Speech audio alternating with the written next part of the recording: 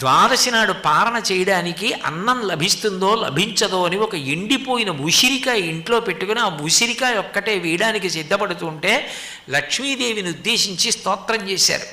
చేస్తే లక్ష్మీదేవి నువ్వు అడిగితే ఇస్తాను, ఆమె గత జన్మలలో ఇలా పెట్టినది ఏమీ లేదు, ఏముందని నేను అడ్డుపెట్టి ఇవ్వను, ఏదైనా ఇంత ఉంటే అది అడ్డుపెట్టి ఇంత ఇస్తాను, అసలు పెట్టిందే ఉందని ఇవ్వను, ఏమీ లేదు అంటే శంకరులు దుష్కర్మ ఘర్మమపనీయ చిరాయ దూరం నారాయణ ప్రవేణి నైనాంబువాహ అమ్మ ద్రవిణాంబుధార అని నువ్వు ఆమె యొక్క దుష్కర్మ గత జన్మ పాపం ఏదుందో దాన్ని నీ కడగంటి చూపుతో తొలగొట్టు.